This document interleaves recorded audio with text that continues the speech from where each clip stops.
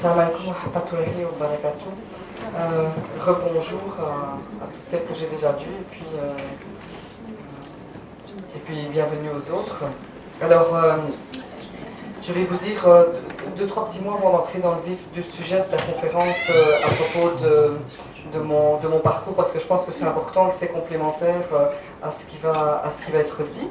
Donc, je m'appelle Dominique Tébusset, je suis psychothérapeute. Le fait que je sois aujourd'hui devant vous, c'est le fruit d'un certain parcours de vie que je vais juste un tout petit peu résumer, mais pour vous expliquer aussi de la place depuis laquelle je vous parle. Donc, je suis né en 1962, puis je vous laisse calculer après. Je suis mère de trois jeunes femmes et grand-mère de deux petits-enfants blonds aux yeux bleus. J'ai grandi en Belgique et j'ai des grands-parents qui partagent 5 nationalités européennes différentes.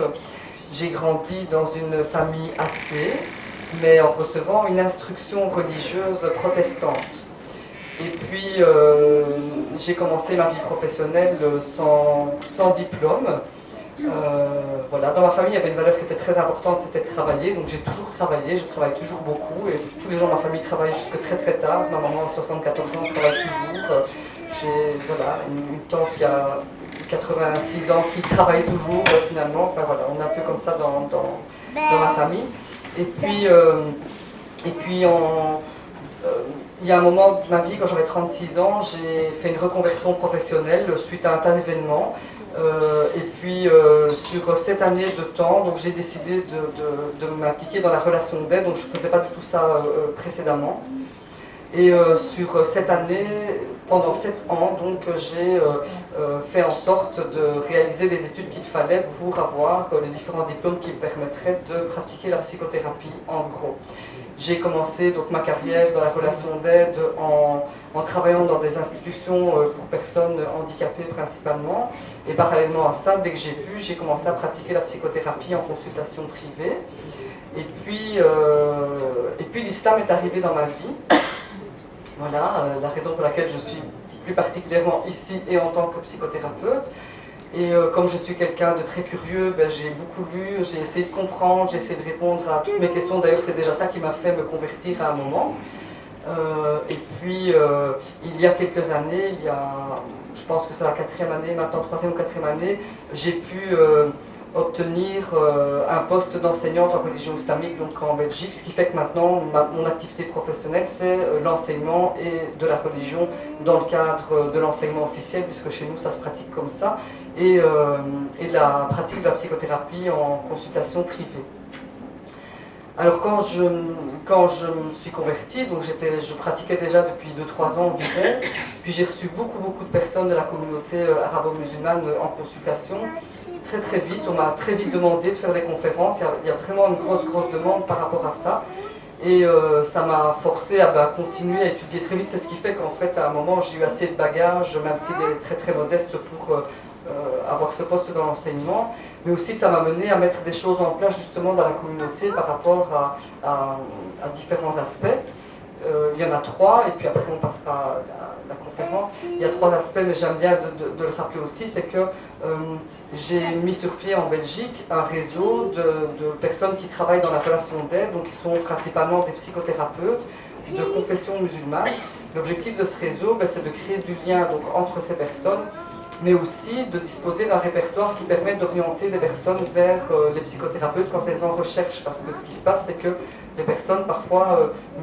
les personnes musulmanes préfèrent s'adresser à des psychothérapeutes qui partagent leurs valeurs, et donc il fallait disposer d'un outil pour pouvoir les diriger.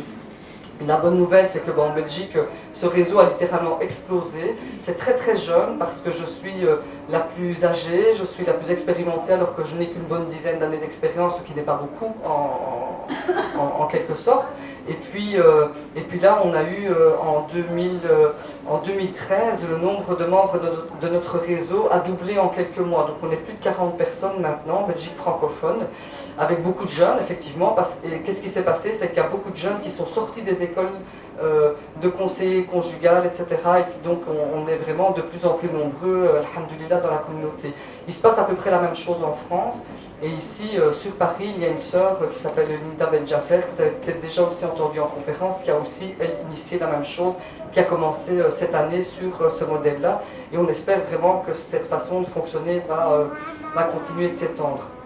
Voilà, parallèlement à ça, bien, j'essaye de travailler à des liens, à des ponts, ce que j'appelle le dialogue psychospirituel entre les gens du monde religieux et les gens du monde psychologique. C'est pas toujours facile, il y a des belles rencontres et puis il y a d'autres qui sont un peu plus laborieuses, mais en tout cas c'est vraiment une chose à laquelle j'essaie de travailler parce que je pense que on doit travailler ensemble. Ce que moi j'ai compris de mon islam, c'est qu'on doit travailler ensemble et que donc il faut continuer à établir des ponts, travailler ensemble, parce que l'objectif c'est pas d'être le plus beau ou la plus belle ou le plus intelligent ou le plus instruit. L'objectif c'est d'abord de servir Allah subhanahu wa ta'ala et d'aider nos frères et sœurs qui ont des difficultés. Donc aujourd'hui, donc, je vais vous parler, maintenant que je vous ai dit de quelle place je vais vous parler, on va parler un petit peu donc, des différents rôles que la femme doit assumer. Et je suis très contente qu'il y ait quand même quelques hommes qui entendent l'intervention parce que je pense que ça les concerne autant que nous. Parce que finalement, les femmes sont quand même la moitié du foyer conjugal et la moitié de l'humanité aussi, et que sans femmes, personne n'existerait. Alors quand j'ai fait cette conférence déjà plusieurs fois, et la première fois que je l'ai faite, je réfléchissais un petit peu finalement par quoi commencer quand on parle de femmes. Et puis je me suis dit, finalement, mais vraiment naturellement, sans trop réfléchir, la première chose qui m'est venue spontanément, c'est le rôle de mère. Et puis je me suis dit, pourquoi finalement le rôle de mère, alors que, on va dire, nous on est des femmes indépendantes, on est autre chose que des mères, bien sûr on est autre chose que des mères, mais moi je pense que quand je réfléchis à ce qu'est une femme, si nous sommes tous là aujourd'hui, et tous là aujourd'hui, c'est d'abord parce qu'il y a eu une femme qui a existé, notre mère à chacun et à chacune, et donc c'est clair que quand on parle d'humanité, on ne peut que commencer par parler des mères. Notre Créateur nous a conçus pour être celles qui accueillent la vie, pour ceux à qui Dieu l'accorde, et pour veiller sur cette vie, et que cette vie ait lieu, prenne naissance d'ailleurs dans notre corps ou pas, c'est vraiment quelque chose qui anime la femme. La femme, elle a cette merveilleuse capacité, une fois que le déclic maternel s'est produit, de protéger la vie à tout prix. On a des choses comme ça qui sont tout à fait instinctives pour nous. Et quand je donne ces conférences, j'aime toujours bien rendre un hommage à toutes les femmes qui élèvent un enfant qui n'est pas à elles, parce que je connais des sœurs qui ont adopté, qui ne sont pas toujours très bien considérées non plus dans la communauté, ou il y a des personnes qui éduquent un orphelin de leur famille ou des choses comme ça. Je pense que c'est peut-être le moment de leur rendre un hommage, en tout cas que Dieu les récompense pour leur générosité. Voilà, la maman, c'est vraiment la base de tout, la base de l'humanité, et donc de tous les rôles qu'on va jouer, de mère naturelle ou de substitution, c'est le rôle primordial, puisqu'on est à l'origine de la vie. Et ce que je vais vous dire par rapport à ça, c'est que de la manière dont on va jouer notre rôle de maman, c'est de ça que va dépendre en fait l'avenir de l'humanité, de la société humaine de demain, et vous allez voir comment. Parce que quand on parle de mère, on parle toujours d'amour, et en fait, bien sûr qu'il faut aimer les enfants, l'amour c'est très très important, mais ça ne suffit pas d'aimer, ou en tout cas il ne faut pas se tromper de façon d'aimer les enfants. Moi, j'ai vu des catastrophes parfois dans les relations mère-enfant, juste parce qu'un médecin avait dit, notamment à une dame qui avait adopté un garçon, il lui avait dit, mais vous allez voir, il suffit de l'aimer avec beaucoup d'amour, ça va aller. Et puis quand il s'est avéré que ce garçon avait des problèmes de développement, il s'est développé avec un handicap, et cette maman, elle a développé beaucoup de culpabilité, elle, parce qu'elle pensait qu'elle ne l'avait pas aimé assez, que donc c'était pour ça qu'il n'était pas bien ce pauvre petit. Et donc, c'est vrai que l'amour, c'est très très important, mais qu'en même temps, c'est pas suffisant.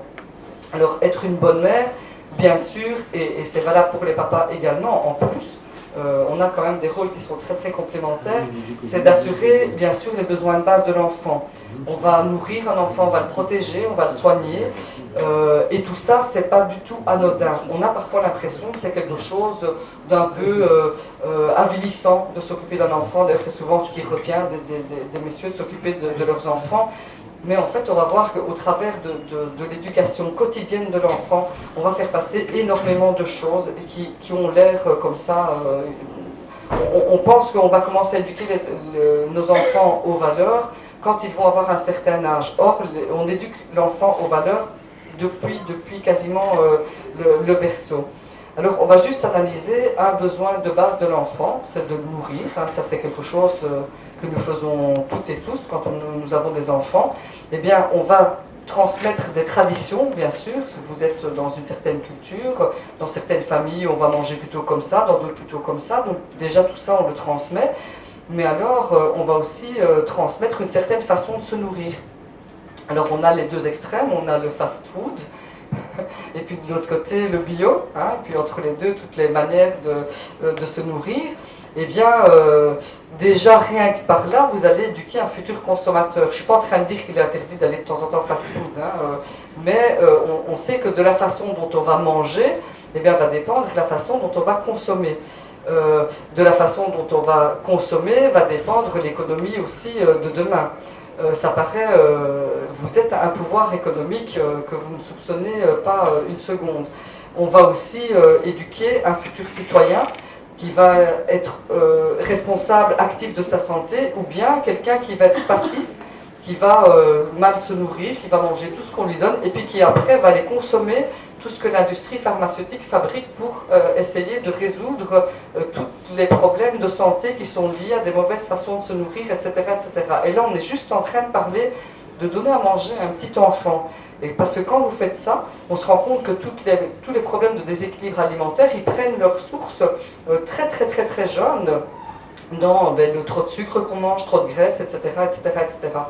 Et donc voilà, rien qu'en faisant ça, on va déjà avoir un impact sur plein de choses. On résume, on est déjà à une dimension du rôle de mère on va apparaître une dimension citoyenne et aussi du coup une dimension spirituelle, parce que le corps dans lequel on vit, c'est une amana qu'Allah subhanahu wa ta'ala nous a donné. Cet enfant que Dieu vous confie, c'est aussi une amana. Et donc, on a en principe le devoir de prendre soin de notre corps. Et donc, sans vouloir faire de terrorisme non plus alimentaire ou de dictature, c'est sûr et certain qu'on est obligé finalement si on veut, même dans la manière de nous nourrir, on va avoir une dimension spirituelle. Et quand on met une dimension spirituelle à des choses qui paraissent comme ça basiques, eh bien on va tout de suite être dans une autre qualité de vie. On sait aussi que en tant que musulmans, nous serions censés respecter certaines valeurs. Et que, par exemple, on sait que de notre alimentation va dépendre aussi de certaines empreintes écologiques. Et donc, c'est de la spiritualité, c'est de la citoyenneté, c'est presque de la politique même aussi, parce que quand on sait l'empreinte que laisse 1 kilo de viande comparé à l'empreinte que laisse 1 kilo de céréales par rapport au nombre de personnes que ça peut nourrir, eh bien, ce sont toutes des choses qui vont avoir un impact énorme sur la planète et dont nous devrions chacun, à notre niveau, être responsables. Il y a aussi toute la façon, dans la façon dont on va consommer, tous les déchets qu'on va produire, quel type de déchets, dans quelle quantité, etc., etc. Dieu, il nous a confié le califat de la terre, donc on a la gérance de la terre, et donc en principe, en étant musulmans, nous devrions être écologiques. Et donc, nous ne devrions pas manger n'importe quoi, n'importe comment, balayer n'importe comment. Et donc, on part du rôle de maman, on part du fait de nourrir un enfant, et puis on a tout un champ qui s'ouvre à nous dans l'impact qu'on va avoir plus tard. Alors, on est dans ce rôle de maman, on pourrait en parler pendant toute la conférence. ben, on n'est pas que des mères, évidemment, la femme est aussi une citoyenne, parce que ben, comment est-ce qu'on pourrait être une bonne maman si on prend les choses sous cet angle-là, sans être une citoyenne engagée, au minimum déjà par notre comportement quotidien. On n'est pas obligé, pour être une citoyenne, d'aller faire des grandes manifestations, d'écrire des grands articles, de choses comme ça, simplement des toutes petites choses du quotidien. Moi, je me suis déjà posé la question, je me dis, mais comment est-ce que ça se fait que certains endroits où il y a beaucoup de musulmans qui vivent, ben, ce sont parfois des endroits qui sont très négligés, où il y a des déchets qui traînent, où il y a des choses comme ça. Comme, je me dis, il y a quelque chose peut-être qu'on n'a pas tout à fait compris, parce que même un endroit modeste, même un endroit pauvre, peut respirer la propreté simplement en ne jetant juste pas des déchets par terre, par exemple. C'est juste des toutes petites choses citoyennes qu'on peut faire. Et c'est de ce comportement-là qu'on a aujourd'hui, c'est ce comportement-là qui va être l'exemple dans lequel nos enfants vont baigner. Et c'est vrai que ça va les influencer pour toute leur vie. On va chercher parfois des solutions hyper compliquées à des problèmes, alors que, en fait, rien qu'en montrant l'exemple à nos enfants, on va résoudre plein de difficultés. Il faut savoir quand même que d'un point de vue psychologique, vous pouvez dire tout ce que vous voulez aux enfants, votre parole, ça va être 10 à 20% de ce que l'enfant va emmagasiner. Et il va emmagasiner 80 à 90% de votre comportement. Ça, c'est clair et net. Les enfants, ils sont dans l'imitation. Ne jetez jamais un papier par terre, vous allez avoir des enfants, ils ne vont pas jeter de papier par terre. Mais s'ils vous voient en permanence ouvrir la vitre de la voiture, lancer des trucs par la fenêtre, ou bien simplement laisser tomber vos déchets là où vous êtes, eh bien vous allez avoir des enfants qui vont faire la même chose, même si après vous leur dites il ne faut pas, c'est pas bien. Ben, non, c'est pas très cohérent. Alors c'est sûr que il faut se soucier de ça, parce que dans la maison, bien sûr, il y a l'éducation qu'on va donner au quotidien, mais dès qu'on a passé la porte de notre foyer, eh bien, il y a encore plein de choses à faire avec les enfants, ne fût-ce que ces petites choses-là. Ce n'est pas forcément, comme je le disais, des grandes choses. Ça, c'est au niveau citoyen. La femme, elle est aussi un être spirituel à part entière. Chacun et chacune aura à répondre de ses actes le jour du jugement dernier, et donc on ne peut pas négliger cette dimension spirituelle de notre être. Il n'y a personne qui va prendre nos péchés à notre place. Hein. Parfois on dit oui, mais le frère il est responsable de sa femme, etc. D'une certaine façon oui, mais c'est quand même toute seule, elle, devant Dieu, qu'elle aura à répondre de certaines choses. Alors ici aussi, par rapport aux enfants, il y a toute la question de la transmission de la religion. Comment est-ce qu'on va faire pour transmettre quelque chose qu'on n'a pas développé? Donc c'est important. Alors, ce qu'il y a de très positif par rapport à ça, et ça concerne tant les mamans que les papas, toutes ces choses-là, c'est que finalement, en élevant un enfant, si on commence à prendre attention à tout ça, on va devenir une personne meilleure, tout simplement. C'est-à-dire que tout ce qu'on va essayer de transmettre à notre enfant, même si nous, dans notre comportement, on n'est pas on a des petits défauts à corriger, on va dire des choses comme ça, eh bien, en s'imprégnant de ça, en se disant je ne peux transmettre à mon enfant qu'en lui montrant l'exemple, on va être obligé de réformer certaines choses qu'on ne fait peut-être pas correctement. Et donc, c'est important aussi, par rapport à toute cette spiritualité, d'apprendre encore. C'est vrai que jusqu'à notre dernier souffle, eh bien, on va devoir apprendre pour pouvoir aussi être un exemple et pour pouvoir transmettre à nos enfants. Donc c'est super important, et peut-être particulièrement, là il faut insister pour les femmes, de faire une place, qui en ait une vraie place à notre vie spirituelle et à tout l'apprentissage. Alors on pourrait en rester là, je pense qu'on aurait déjà mais suffisamment pour remplir toute une vie.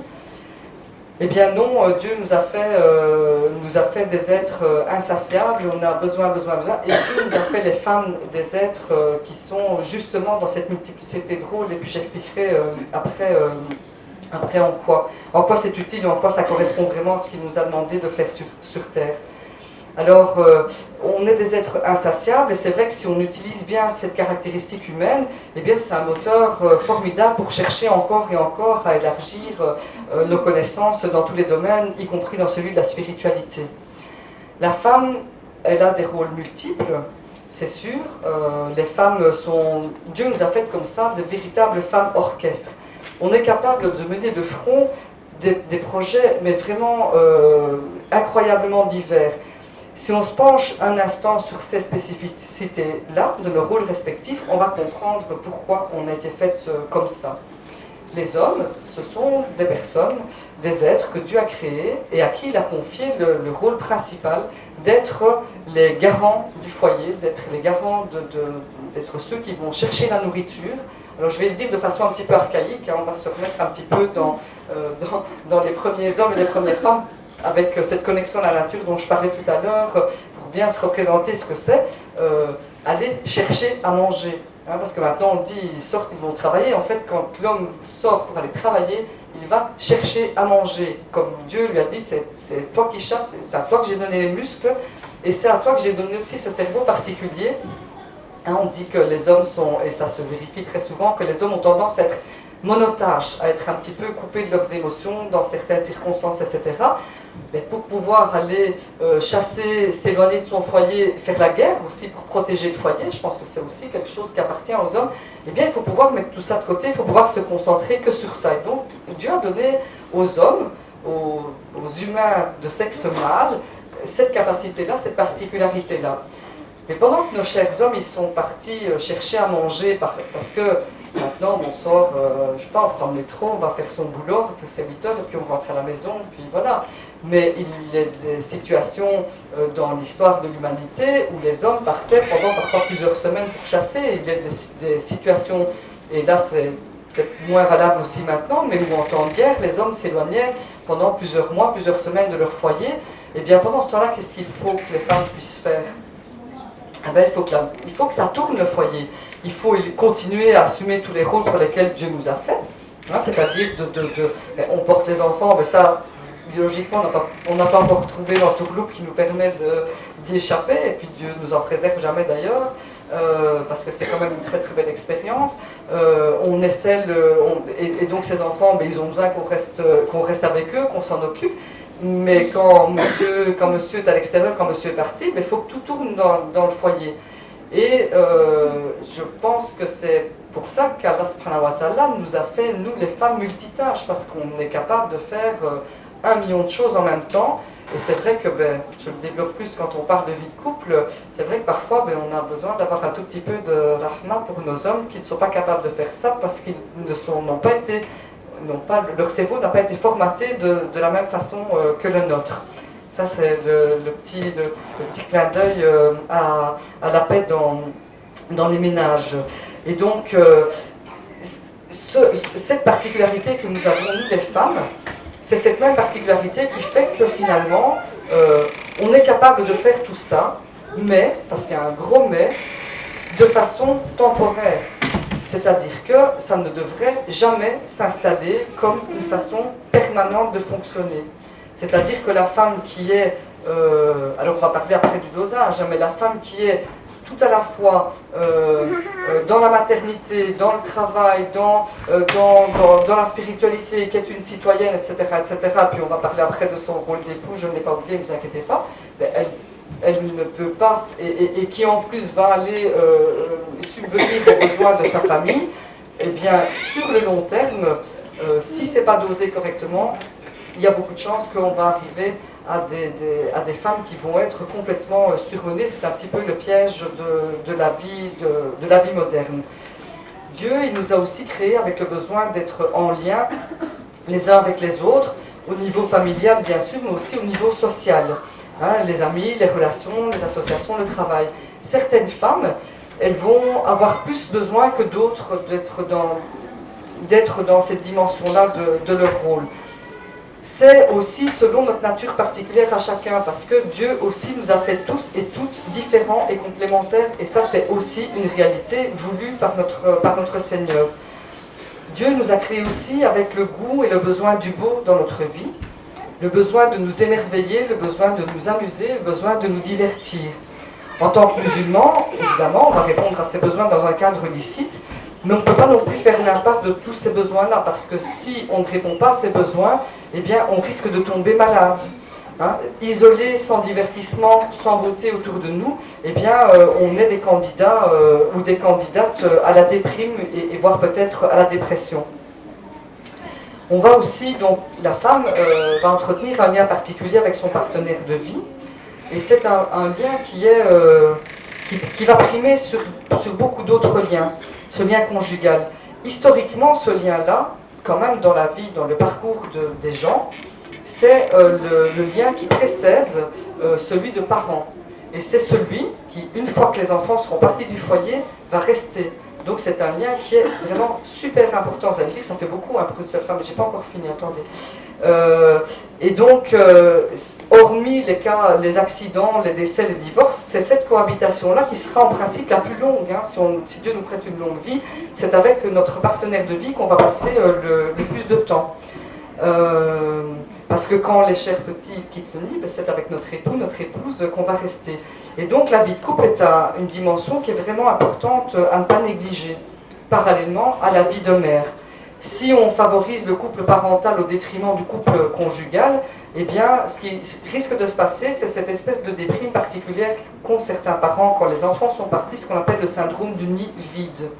C'est-à-dire que les oiseaux se sont envolés du nid et que les parents se retrouvent, et particulièrement les mamans sont souvent plus touchées par ce syndrome-là, complètement désemparées. Alors, ça touche tout le monde, le dernier enfant qui part, on a un pincement au cœur, évidemment, et nous avons un moment de réajustement. Pas dire que ça fait, c'est pas même pas mal, mon dernier enfant a quitté la maison, mais c'est quelque chose qui est transitoire, qui dure quelques mois, et puis ben, la vie continue, et que du contraire, quand on est en bonne santé et qu'on est encore relativement jeune, ben, c'est vraiment l'occasion pour réaliser peut-être plein de projets qu'on n'a pas pu réaliser avant. Mais si on a... on peut faire ça que si à un moment on a accordé suffisamment d'importance à notre couple parental. Alors, certaines femmes, elles vont avoir un sentiment de plénitude avec tout ce qui précède. Hein. Je suis une mère, une citoyenne, un être spirituel, etc. Donc tout ça, ça va être largement suffisant, et une épouse, ça va être largement suffisant pour remplir une vie. Et puis, comme je le disais, ben, on a un besoin d'être en relation, on a un besoin de liens sociaux, et certaines femmes vont aussi avoir des compétences professionnelles. Il y a énormément et de plus en plus de jeunes femmes qui font des études, qui acquièrent des compétences, et parfois des compétences vraiment très, très pointues. Et donc c'est sûr que, ben, quelque part, à un moment, c'est bien de s'instruire, mais il faut que ça serve à quelque chose aussi. Et ça serait un peu dommage de laisser des bac plus. Il y a une sœur qui m'a dit tout à l'heure que bientôt bac plus 8, Inch'Allah. Ben, c'est sûr et certain qu'à un moment, ben, on va devoir mettre ces connaissances-là au service de la collectivité. Alors, c'est vrai que cette pulsion-là de mettre ses compétences au service de la collectivité, elle va souvent être fonction du degré d'études qu'on aura fait, mais aussi de notre besoin de vie sociale. Et donc c'est sûr que d'une part, ben, il est important de ne pas priver la communauté de toutes les compétences des sœurs, mais qu'en même temps, il y a un moment, il va falloir doser aussi, parce qu'il n'y a rien à faire, c'est quand même nous qui portons les bébés, c'est quand même nous que les bébés ont besoin dans les tout premiers mois et puis les premières années de la vie. Mais on peut par exemple trouver des dispositions qui font que, ben, après avoir consacré bien son temps à sa maternité, etc., une jeune femme puisse reprendre des activités peut-être à mi-temps, ou en tout cas l'envisager de cette façon-là, trouver des formules qui ne sont pas trop contraignantes pour que malgré tout la communauté puisse bénéficier du savoir de ces jeunes femmes. Alors c'est vrai que ben, quand on parle de tout ça, on a l'impression que ben, la vie d'une femme c'est super, super, super rempli, en tout cas par des choses très diversifiées. Et très souvent, quand on a des jeunes femmes qui sont un petit peu surmenées, ben on se rend compte que la difficulté, c'est de trouver un équilibre dans tout ça. Alors Dieu nous prescrit le juste milieu. Et pourquoi est-ce que Dieu nous prescrit à tous le juste milieu? Ben, parce que c'est précisément de ça dont on a besoin. Si vous analysez les préceptes religieux, même dans les grandes lignes, et que on analyse tout ce qu'on découvre dans les sciences psychologiques, eh bien on va se rendre compte que finalement, tout ce qui nous est prescrit par Allah subhanahu wa ta'ala et tout ce qui nous est interdit, eh bien ça nous est prescrit ou interdit en fonction de ce qui est bon pour nous. Et on a des liens incroyables. Déjà, rien que le juste milieu, le lâcher prise dont on parle tout le temps, c'est le fameux tawakkul. Et c'est vrai que quand on est là-dedans, on va avoir une qualité de vie beaucoup plus grande. Donc, le juste milieu qui nous est prescrit par Dieu, dans tous les domaines de notre vie. Alors, c'est un des aspects de notre djihad sur terre. de rester dans ce juste milieu, c'est d'être humble sans nous négliger, pardon, d'être mère sans oublier d'être femme, d'être responsable avec des moments de légèreté, bien sûr, je disais tantôt, on a besoin de beau, on a besoin de se distraire aussi, être spirituel et assidu dans nos pratiques religieuses, mais avec aussi des moments de divertissement où on pense à autre chose. On a plein de hadiths qui nous parlent de tous ces aspects-là de notre religion, d'être sérieux sans être ennuyeux, de soigner notre corps, de soigner notre esprit, de soigner notre âme, etc. etc.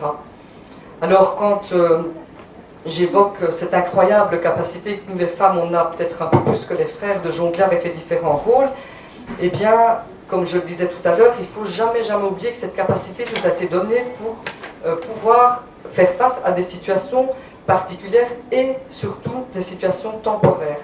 Et donc on va devoir vraiment revenir à ça, revenir à l'équilibre entre les différents rôles qu'on a à tenir.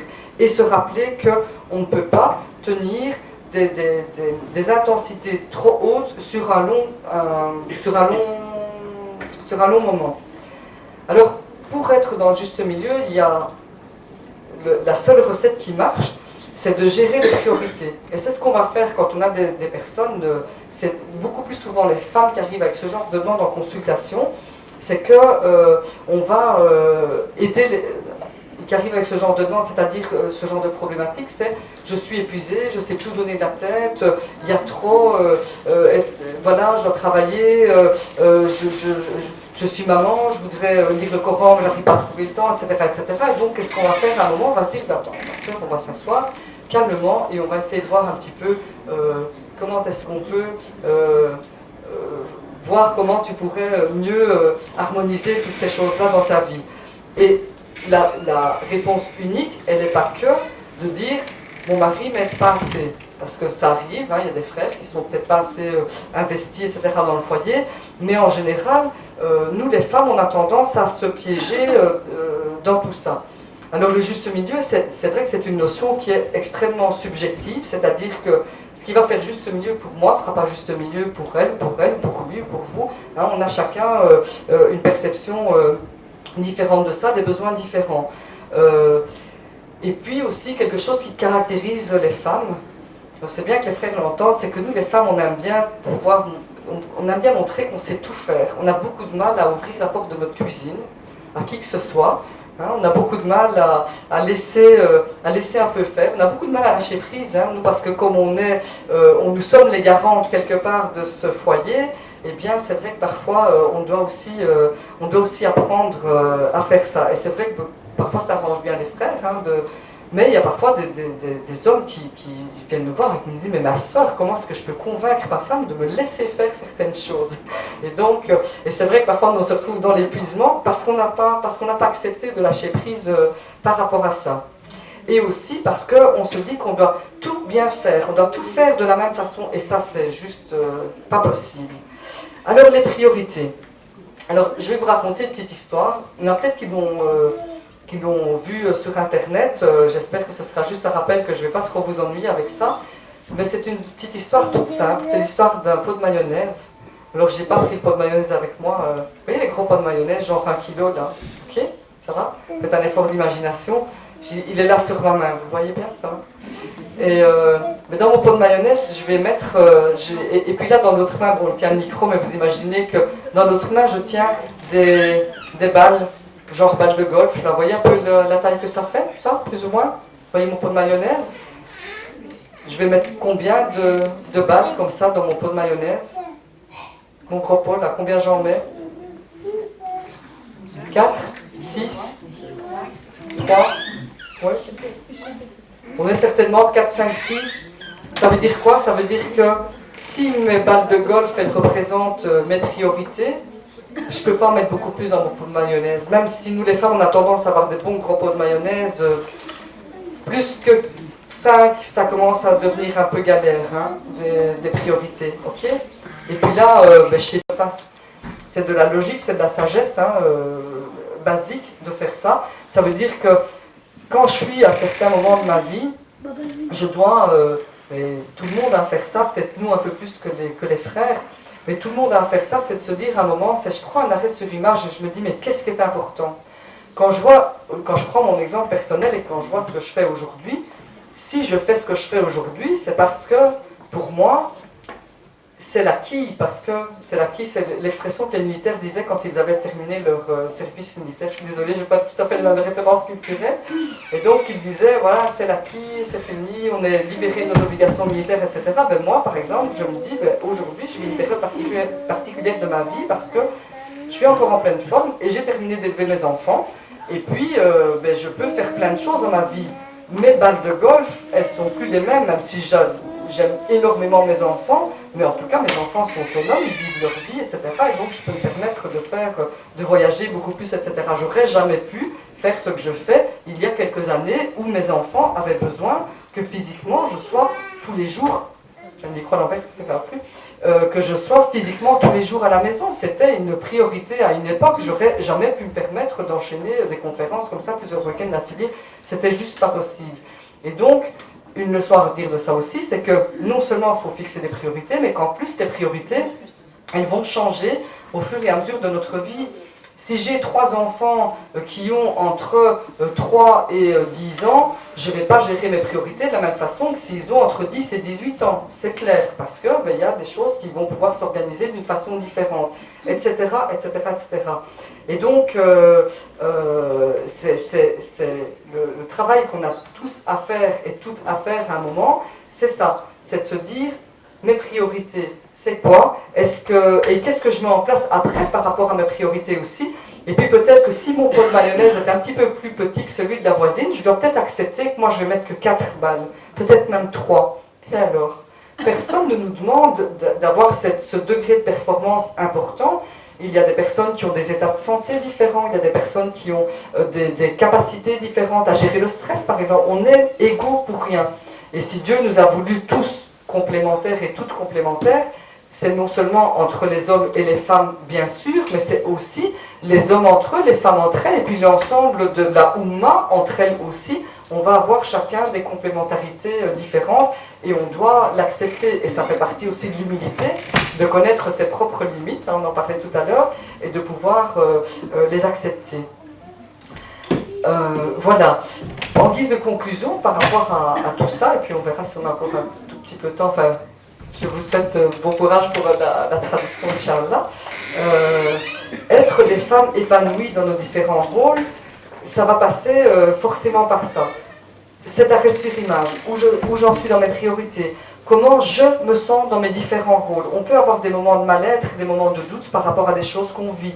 Et puis, ben, c'est pas tout de faire le constat, c'est un moment, il faut mettre des choses en place pour rééquilibrer si nécessaire. Parce que si je pose des constats et que derrière, j'agis pas, eh bien, ça sert pas à grand-chose. Alors aussi, toujours se dire que tout dans notre vie, je le disais tout à l'heure par rapport au changement, je le disais tout à l'heure aussi au début de l'intervention, par rapport à notre rôle de citoyenne, par rapport aux valeurs qu'on transmet, c'est pas forcément des grandes révolutions. Vous allez voir que des toutes petites choses qui peuvent paraître complètement anodines, elles peuvent mais complètement chambouler votre vie. De un moment, accepter, je sais pas, j'expliquais tout à l'heure un petit peu mon parcours et quand j'avais recommencé à étudier comment je m'y étais pris, j'avais encore des enfants qui étaient en bas âge au tout début, parce que vers 30 ans, j'ai quand même recommencé à bouger pour certaines choses, etc. Et mais par exemple, moi je prenais une babysitter une fois par semaine pour pouvoir aller suivre un cours.